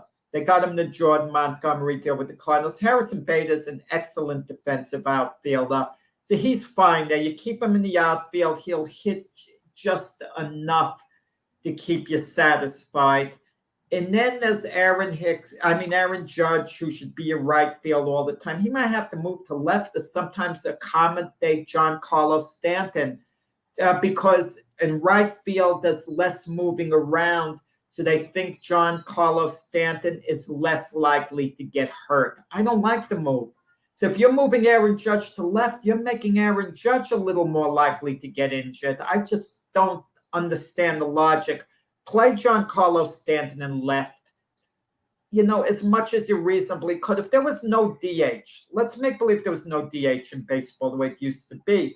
Giancarlo Stanton would be a full-time outfielder. He would play about 125, 130 games a year. Because you have the DH, you use it as a crux, as a reason not to play someone. As far as Aaron Hicks goes, he has 3-4 more years left on his contract at $10 million a year. You got to live with that. Let him be a reserve outfielder. He's good enough to be a reserve outfielder. And if he starts hitting and playing well, you play him more. They got Oswaldo Cabrera, unproven rookie, but with a lot of energy out there. He's going to get some time in the outfield. Big question marks. You got Josh Donaldson at third base. Big question mark. He's still good defensively, just doesn't hit anymore. And if he doesn't have a revival, you have their rookie Oswaldo Pedraza. You could maybe play him at third. You don't have a lot of depth. You have DJ LeMayo. You could move him first, second, short, third. Great utility guy, could contribute in a very big way. Their bullpen is a little questionable. I mean, Clay Holmes is your closer. I don't quite like that, Mac.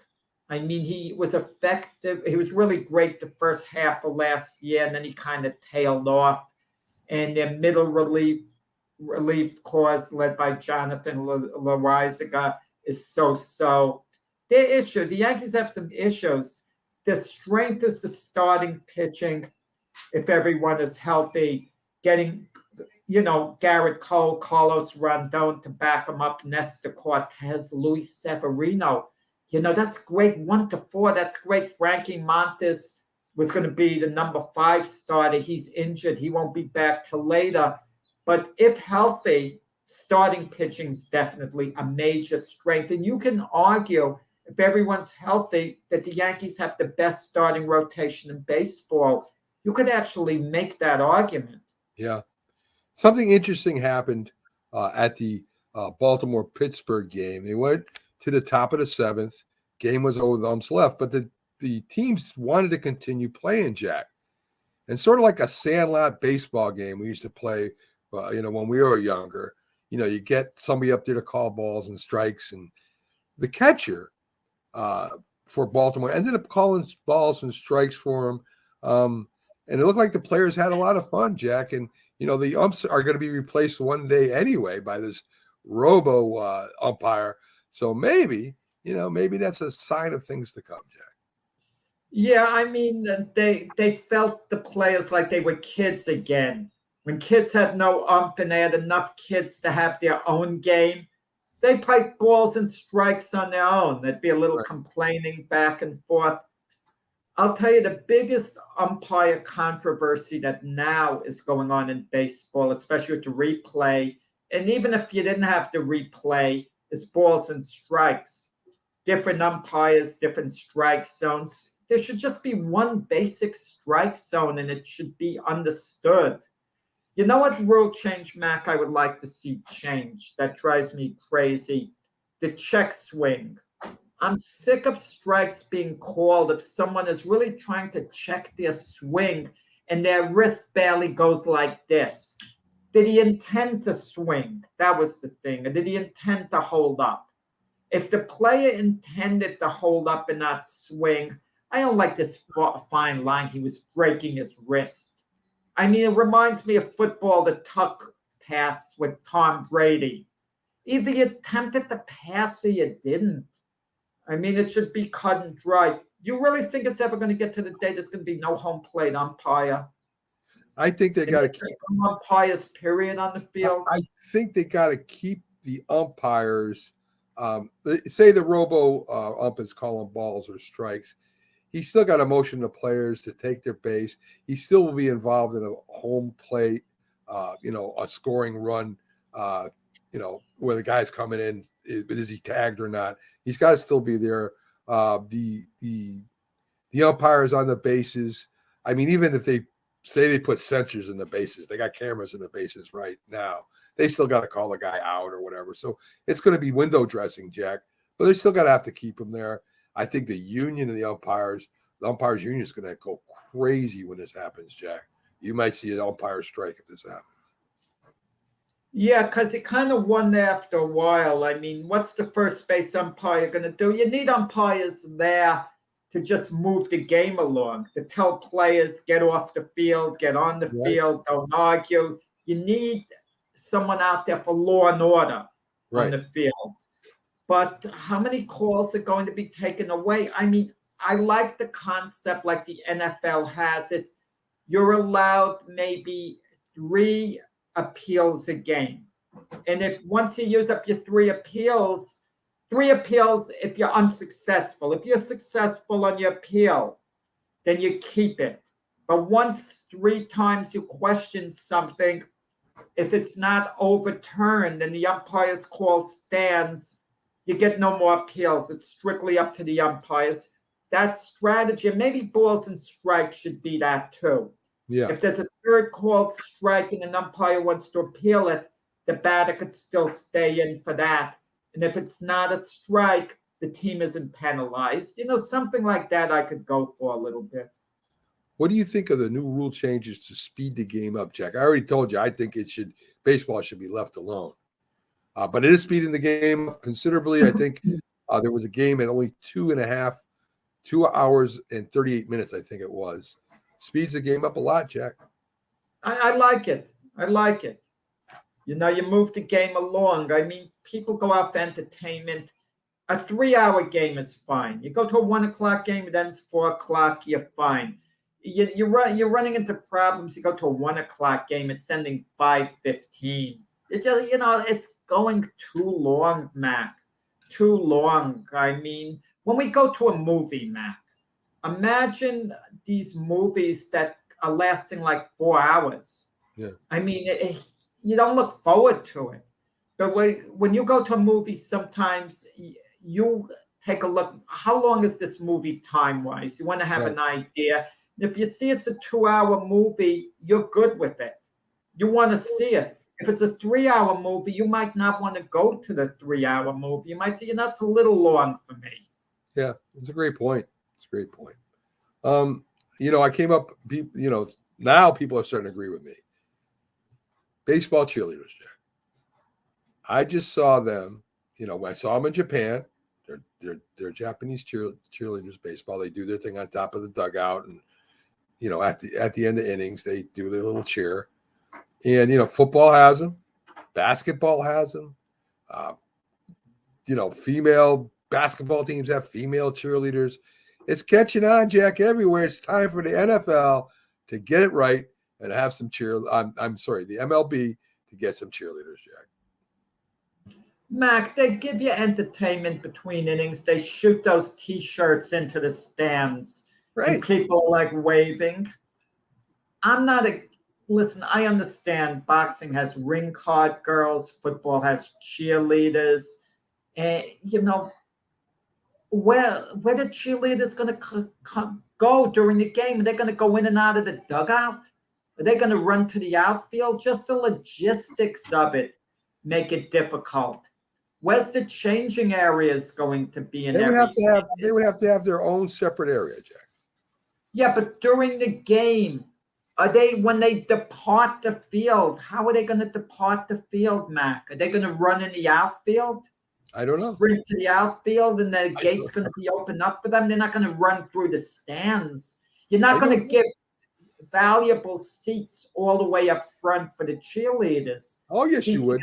Selling. Yes, you would, especially if you had some good-looking cheerleaders. But beside the point, I see I'm starting to turn you a little bit, Jack, toward the idea. I'm working on you. I'm starting to turn you just a little bit, and that's the good thing going on there. I mean, listen, it wouldn't hurt the game but baseball isn't an emotional game the way football and basketball is, and even hockey. Yeah. Baseball is a slow, methodical game. The emotions come into it at certain points in the game. It could during a big spot, of course. Right. Of course. I'm not taking the emotion fully out of baseball. It's not nearly as emotional as football. There was this story that Johnny Damon said once. He was in the dugout. Randy Johnson was the starting pitcher. They were waiting to go on the field. And Johnny Damon was going into a rah-rah thing. Come on, guys, let's go out to the field to run out all psyched. Randy Johnson just glared at him angrily.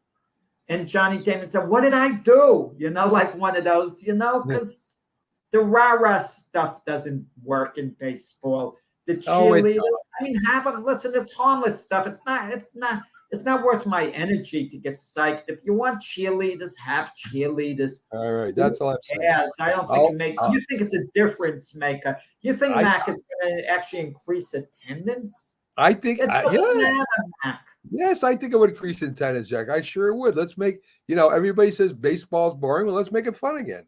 And that's one of the ways you could do that. So before we go, because we're getting near the end of the show, let me give you a couple more news items. The Canadian president, Nick Botting of soccer, of the soccer league there, resigned, saying changes are needed. So the Canadian president has resigned. College basketball, Marquette wins the Big East title. I know Marquette at one time was a powerhouse, and it looks like that's coming back, Jack. So there's the two items I wanted to throw in at the end. Again, Marquette won the Big East, you're saying? Yeah, they won the Big East title. I didn't even know Marquette was in the Big East when they lost. Well, so you're not following college basketball like I haven't. Yeah, I missed it. You know something. Bottom line is this: March Madness is starting soon. Okay, all these titles. I mean, is it as important at the Big East, and the regional titles as it used to be? Eventually, when teams hang their banner. I mean, if they make the Final Four, do they hang the banner Final Four or what? I mean, I'm not sure. Yeah. I mean, it still counts for something. Don't get me wrong, but everyone's focused on the NCAA tournament. Very true. So, folks, again, Craig is still on the line, and he says a Big East ain't what Craig wants to be on or what? That's the truth. The Big East. He's rapping on us. Big Ace, what it used to be. I agree, Craig. It's just not. I mean, in the old days, you had Georgetown, St. John's, Syracuse. Man, those were the glory days of the Big East. Marquette wasn't. When did Marquette become a member of the Big East? I'm not sure, Jack. I think even wasn't Rhode Island or Syracuse there was a lot of teams. I think Marquette was in there too. They just weren't as big. Yeah, Rhode Island. Well, when Rick Pitino was in Providence, they had a Final Four run that propelled Rick Pitino's coaching career. Providence, yeah, that's a nice place to play basketball. It would be nice if they, went into prominence, again. Yeah, definitely. So again, folks, thanks to Craig Wright for coming on today. Quite a story, quite a fan. Yes, and again, owns Craig's Kitchen out in Rockville. So stop in and check it out. Enjoyed seeing Craig. Really a very impressive guy. Very impressive guy. A great success story. Kudos to Craig. He'd be, great role model the way he's got his life together and, his outlook, his success, his business, great individual. So tomorrow we'll be back on the Mac and Jack Show, a Friday edition. We should have our usual guests in, Keith Angle, the Philly sports guy, and Byron Williams, the former NFL New York Giants star wide receiver. Folks, have a great Thursday, and we'll see you tomorrow on the Mac and Jack Sports Show. Take it easy.